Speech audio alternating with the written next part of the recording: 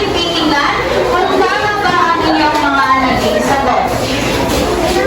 Sa unang pagkat, bakit niyo naman nasabi na ito ang sagot sa mga larawang nakikita ninyo? Dahil? Yes, Ginoong de la Cruz?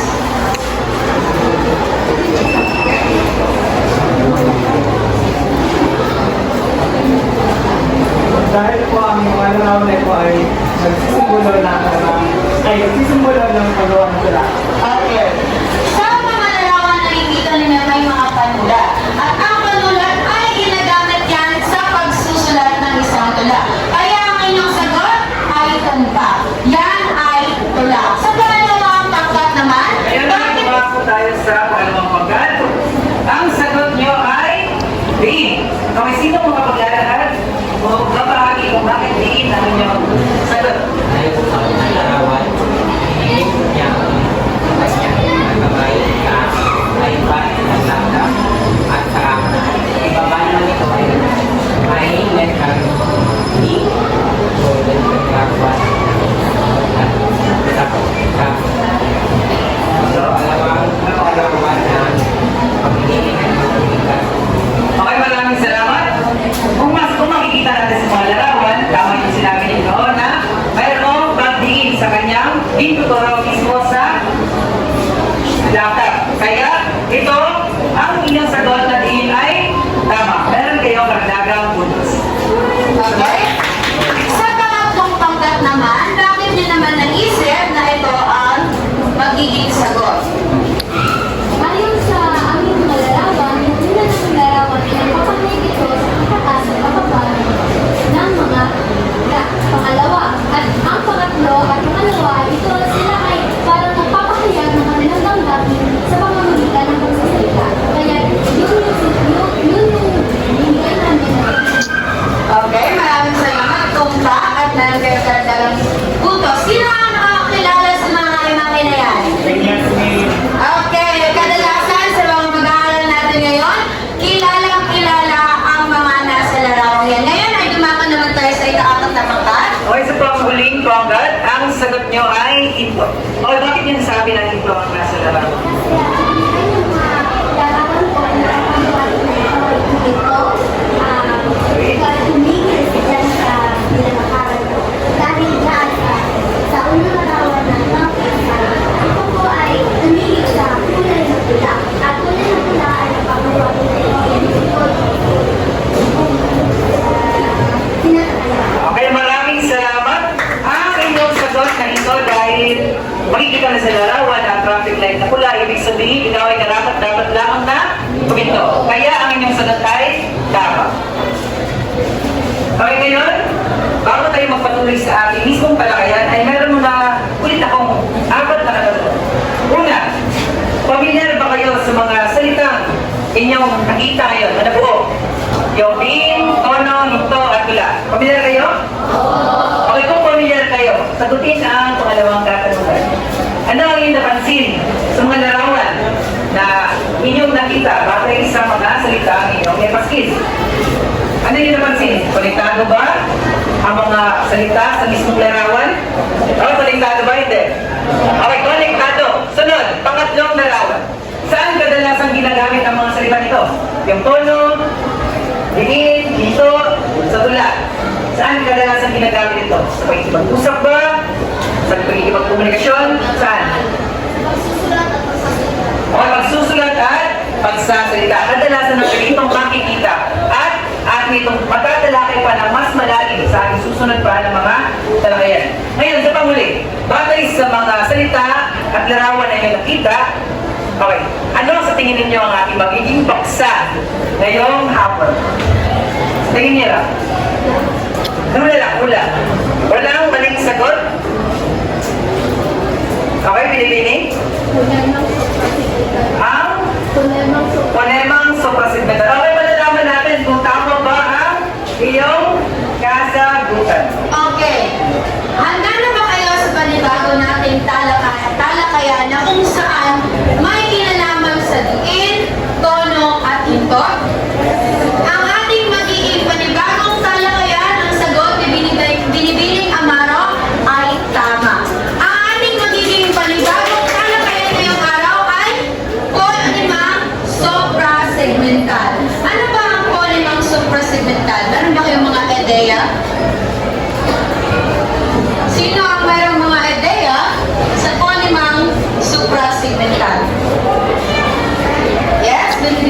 Ginoong pagbigkas ng tula, maaari. Ano pa? Okay? May kinalaman kaya sa pagbigkas ng tula ang polimang suprasimental? Alamin natin ngayon, pero bago yan, alamin muna natin ang mga layunin natin sa talakayan ito. Unang-una dyan, sa pagtatapos ng aralin, ang mga mag-aaral ay inaasahan kayo na makamit ang sumusunod. Una dyan ay nagpapaliwanag ang iba't ibang uri ng polimang suprasegmental. Pangalawa ay nakapaglalahad ng sariling opinyon patungkol sa kahalagahan ng tamang paggamit ng mga polimang suprasegmental sa pakikipagkomunikasyon. At ang panghuli ay ang nagagamit ng wasto ang mga polimang suprasegmental sa pagbigkas ng mga tula. Okay, ngayon, alamin naman natin kung ano ba talaga ang polimang suprasegmental. Ang polimang suprasegmental, ito ay ang sa paggamit ng suprasegmental, malinaw na nagpapahayag ang damdamin, saloobin at mga kaisipang naisipahayag ng nagsasalita. Okay. Pag sinabi nating polimang suprasegmental, ito yung nagbibigay kalinawan sa mga binabanggit na salita ng bawat tao. O yung mga may kausap ka. Minsan, mali ang interpretasyon ng iyong kausap dahil sa binigkas mo o nilabas mong salita sa iyong bibig.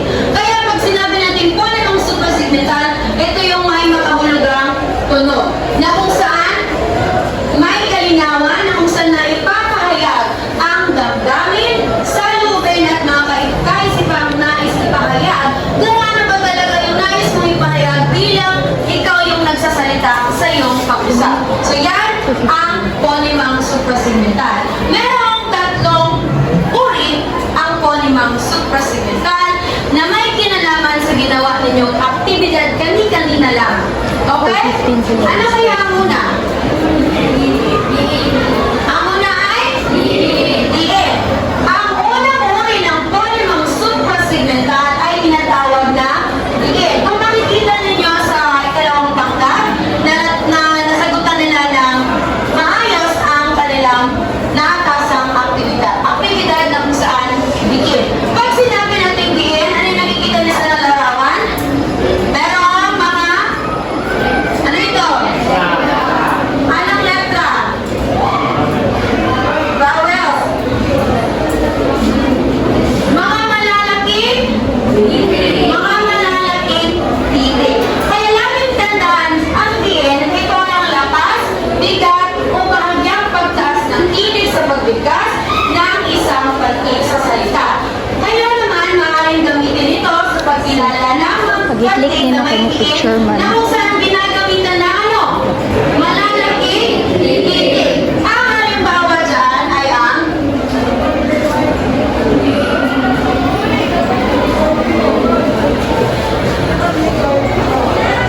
okay, sa unang halimbawa, ano ang nakikita ninyo sa unang larawan? Paano basahin, paano bigkasin ang unang halimbawa? Paano? Ano ang kahulugan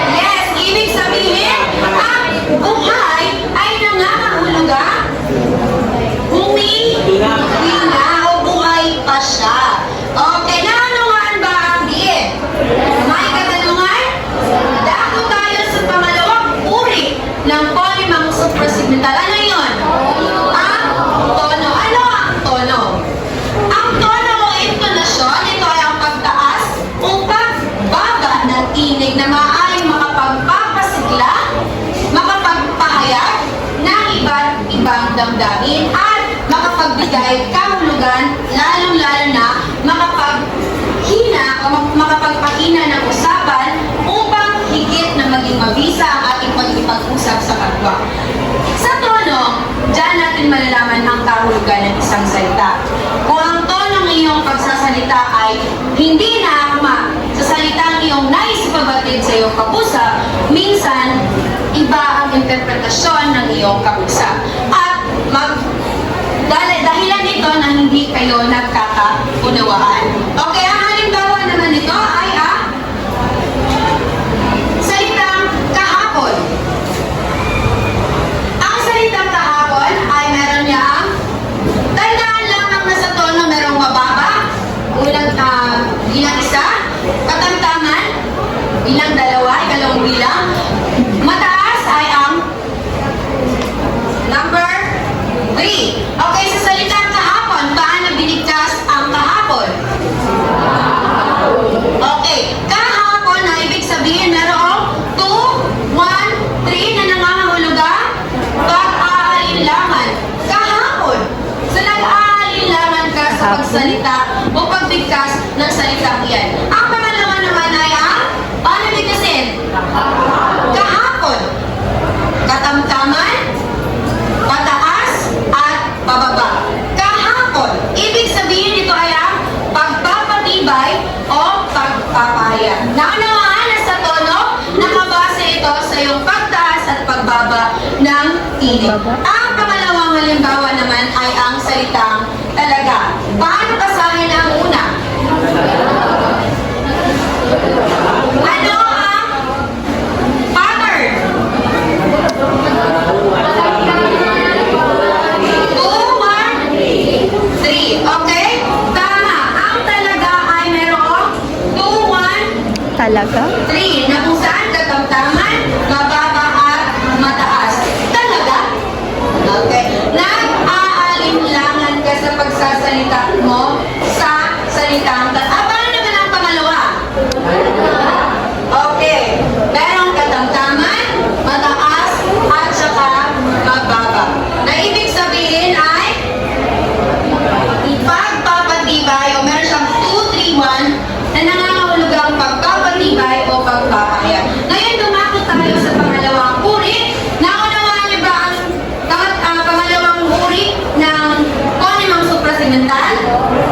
Sa panghuling uri ng ponemang suprasegmental. Okay, ang ating panghuling uri ng ponemang suprasegmental ay ang sinagutan ng panghuling pangkat.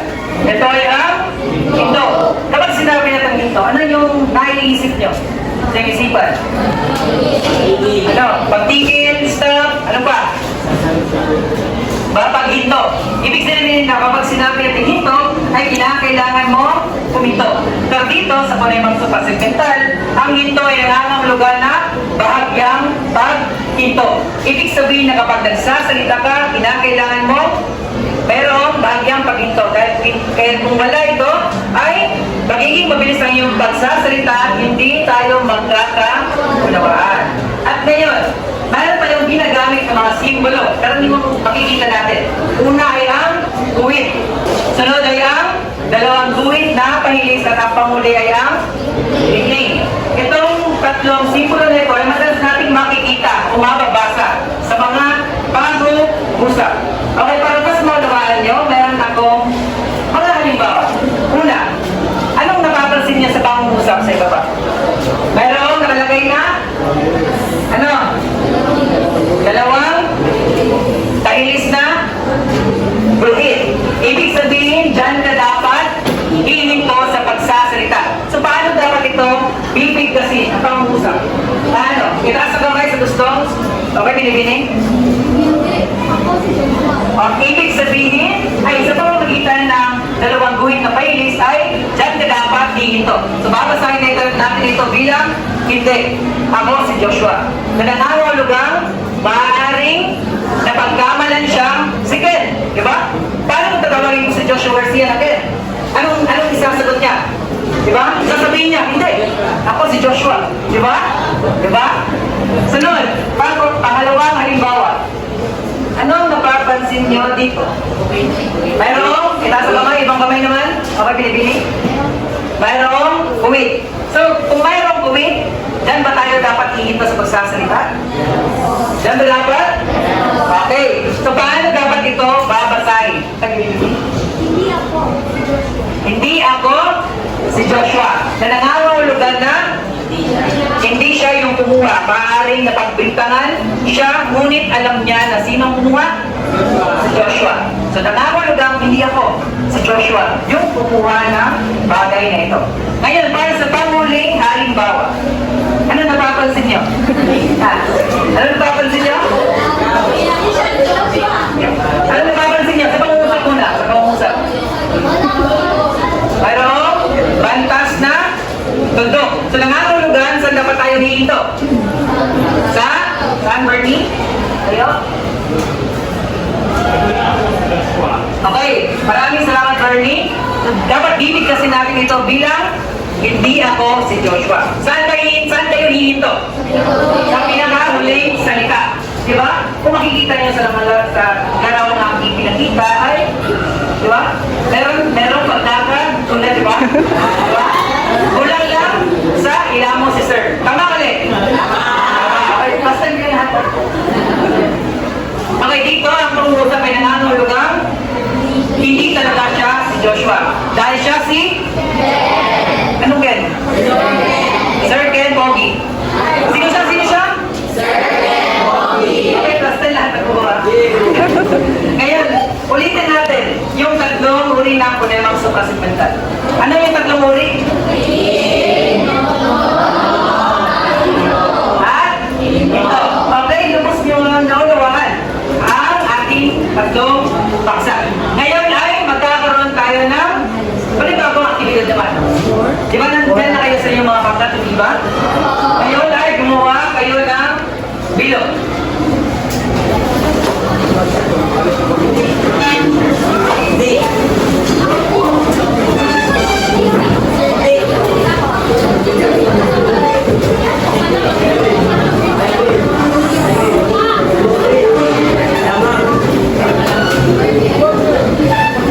Ngayon, magsiyo ko na kayo lahat.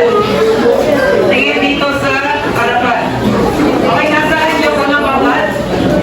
Okay, unang bangkat. Narito ang panutot. Ang inyong gagawin ay may pamagat na patola ko, patula ko. Ibig sabihin na meron akong ibibigay sa inyo na isang folder. Okay? Isang folder. At ang folder na ito ay naglalaman ng isang tula na mayroong tangka at haiku. Ngunit, sir, ano yung gagamitin namin din yung mikropono? Okay, pakitawakan? Okay, ang gagamitin yung mikropono ay ito. Patola. Okay, gagamitin niyo ang patola bilang inyong mikropono sa paglalahad dito sa harapan. Okay? Sa pagbigkas ng tangka at haiku, kinakailangan na mayroon itong tamang tiim, tono at ito. Bakit sa ating tinalakay no? Okay. So, maraming salamat. Sunod, para sa ikalawang pangkat, nasaan sila? Okay, para sa ikalawang pangkat. Ang tawag sa inyo, aktibidad ay Polymer Superstar. Ibig sabihin, mayroon akong ibinigay na folder sa inyo at ang folder ay naglalaman ng isang kanta. At kakantahin niya dito sa harapan na may tamang tono at tiim. Nabagay sa ano? Opo, kamulit kayo lahat. Okay, para sa pangatlong pangkat, ang gagawin nyo ay ang syunin mo. Ibig sabihin na mayroon ako ibinigay na isang folder na naglalaman ng isang linya na nagmula sa isang pelikula. Inyo naman gagawin dito sa harapan.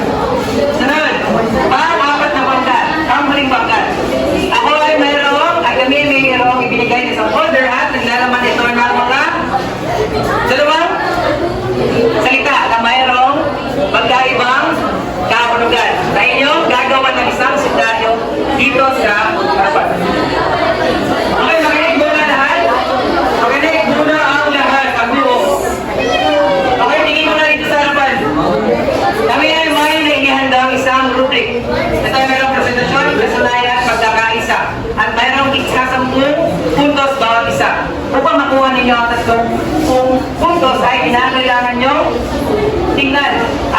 activity ang nakalaan sa program. Okay, ang inyong 5 minuto ay magsisimula na ngayon.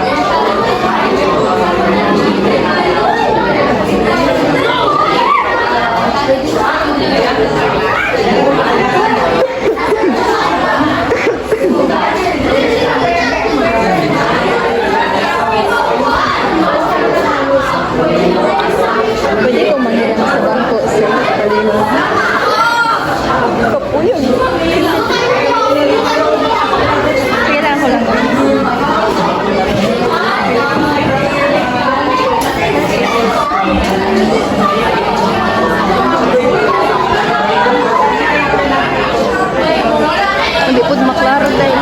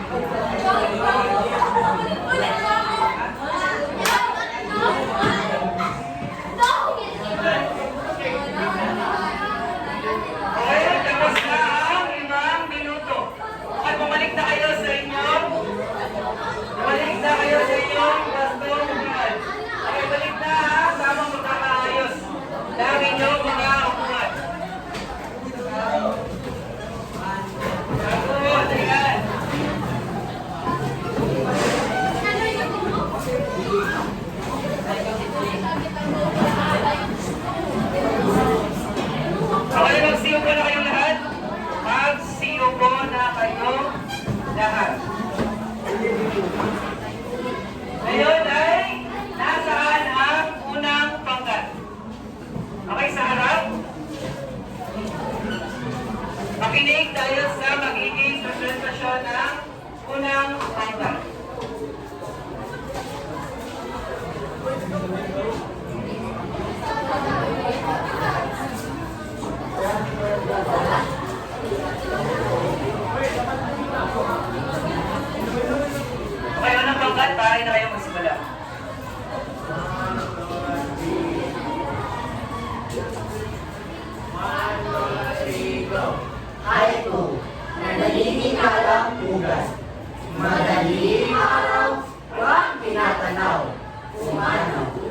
Tagkat, sugat, iklat.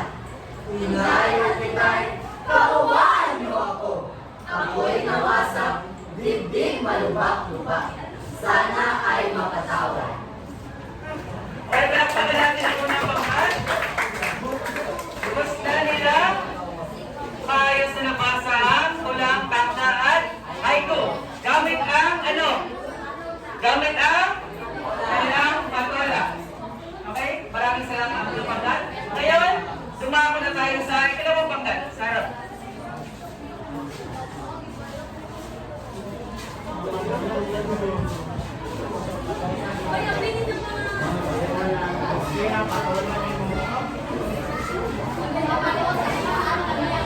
Tingnan natin ang ikalawang bangkat. Maaari na kayo magsimula.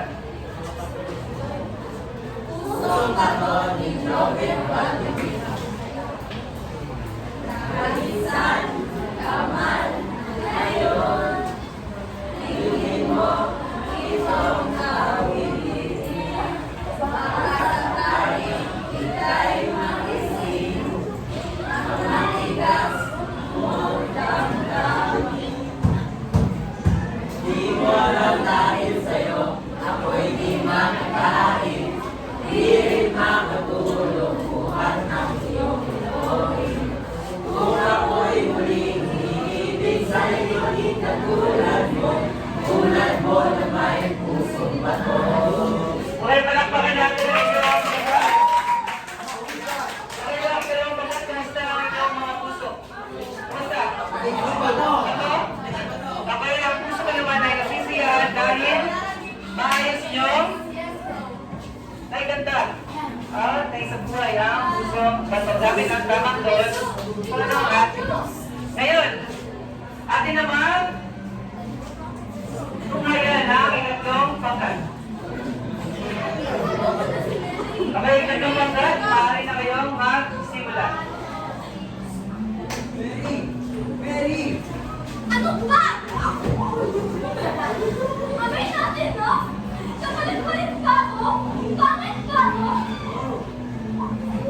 Tekoy!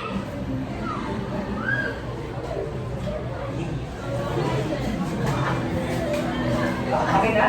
Okay, maraming salamat. Okay, dahil sa kanilang pag-arte ay muntik na masira ang aking tangkap. Okay, palapakan na rin natin ang kasaway. Ngayon ay akin naman kung ngayon ang kamuling pagkat, yung ika-apat na pagkat. Okay, ika-apat na pagkat. Okay, maraming okay, ika-apat na pagkat. Maaari na kayo magsimula. Magandang hapon sa inyo. Tayo ay magsitayo upang manalangin. Pinipinintas paunahan mo ang panalangin.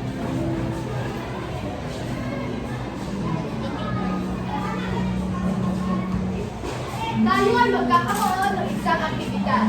Ang huling magagawa ng sasabihin ko ay sa ang aking katawan. Magsiupo mo na lahat. Tayo. Upo. Tayo. Upo.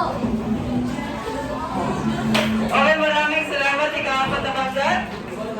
Tapos ka nating naunawaan ang kaibahan ng salita. Tayo at ang tayo. Okay? Ngayon ay palakpakan natin ang ating mga karir. At maganda yung mga naging presentasyon ng bawat bangkat. Okay, ang inyong mga score ay ibibigay lang namin bukas. Okay, ngayon, batay sa ating ginawang aktibidad na naman at ang ating kabuwang diskusyon, sagutin natin ang unang katanungan. Una, ano nga yung iba't ibang uri ng ponemang supra-segmental? Yung tatlong uri. Okay, taas ang kamay sa gustong sumagot. Okay, Binibini?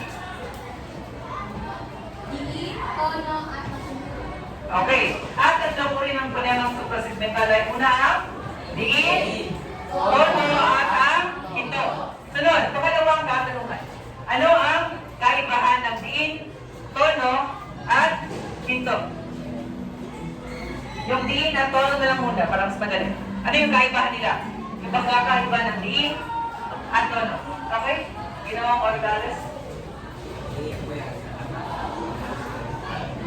Hindi sa tono naman ay malakas na mapapala yung ay maunawan sa kausap mo ang damdamin at ito naman Okay, maraming salamat Ginoong Mortales.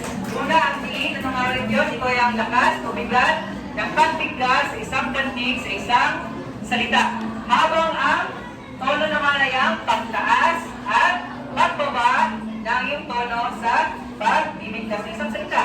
Sunod, ang panghuli, ang hinto ay ang bahagyang paghinto sa salita o pagbibigkas ng isang salita. Okay, tama yung sinagot ni Ginoong Mortales. Ngayon, para sa pangatlong katanungan, ano kaya ang magiging epekto kung mali ang paggamit ng mga ponemang suprasegmental? Okay? Binibini?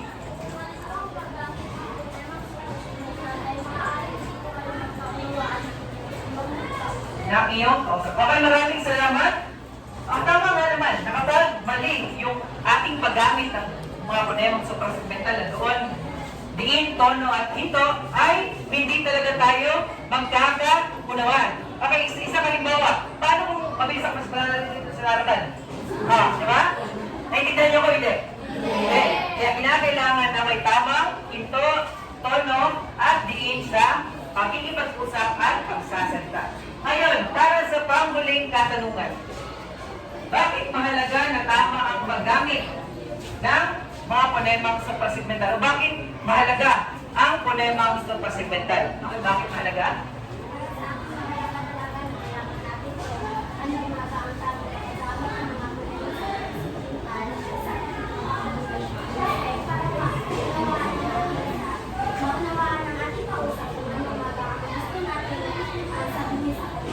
Kung paano ang tanong magiging sa isang salita, gamit na talakas, tubigan ng salita, at kung saan tayo sa salita ng Okay, maraming salamat.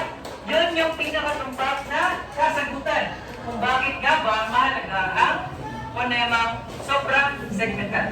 Kaya ako ay lubos na nagagalak dahil inyo nga natutuhan ang ating paksa ngayong hapon. Kaya ngayon, umako naman tayo sa dahil tapos na ang ating talakayan, magkakaroon tayo ng isang maikling pagsusulit. Kung walang isa at ibasa sa liburang atin. Huwag niyong kalimutan na lagyan na ang inyong pangalan. Meron lang po kayo ng isang minuto para sa pagsagot ng inyong maikling pagsusulit. Opo, isusulat ay bibilugan niyo lamang ang hilig. Basahin niyo ang panuto. Okay, limang kung siguro ka na lamang.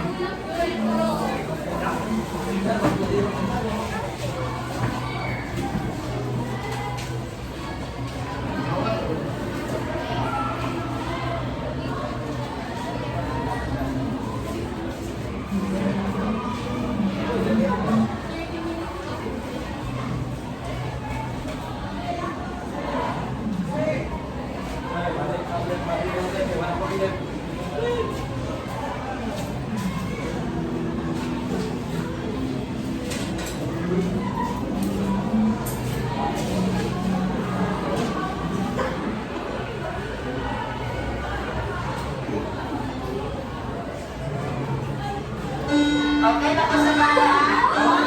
Okay, dahil dyan, bibigyan ko kayo ng isa pang karagdagang minuto. Isang minuto pa. Para maayos niyong masagutan ang inyong mga okay.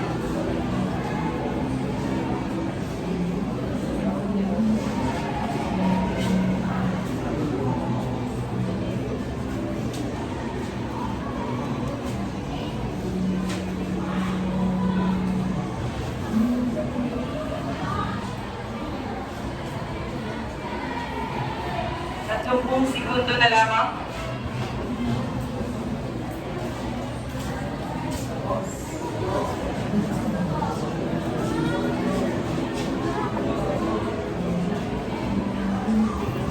15 segundo.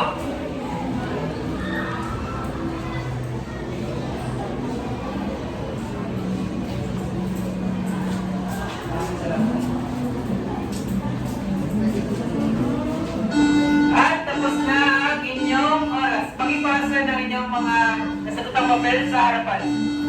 May pakipasa ng inyong nasagutang papel. Ngayon, ay dahil natapos na natin talakayin ang polemang suprasegmental ay magbibigay kami ng isang takdang aralin. So kaya inyong takdang aralin ay, makinig muna ako, gagawa kayo ng isang salaysay na hindi bababa sa 100 salita.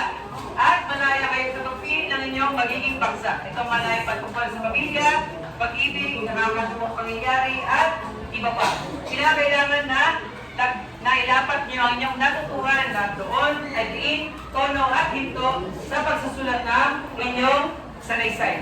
At inyong isusulat ito sa isang bond paper at ipapasa ninyo bukas. Okay, naunawaan ako? Dahil yung naunawaan ay Pagiging rumesta sa tanghali. Ngayon ay balikan naman natin ang mga layunin. Kung nakamit ba ang layunin? Una muna dyan ay papaliwanag ang iba't ibang uri ng polemang suprasegmental. Nakamit ba natin o hindi?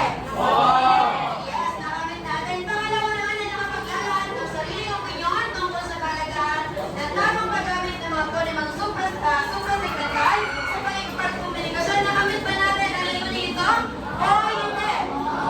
Okay, at ang pumali ay nagamit ng wasto ang mga polemang suprasegmental sa pagtikas ng mga tula sa inyong ginawa kanina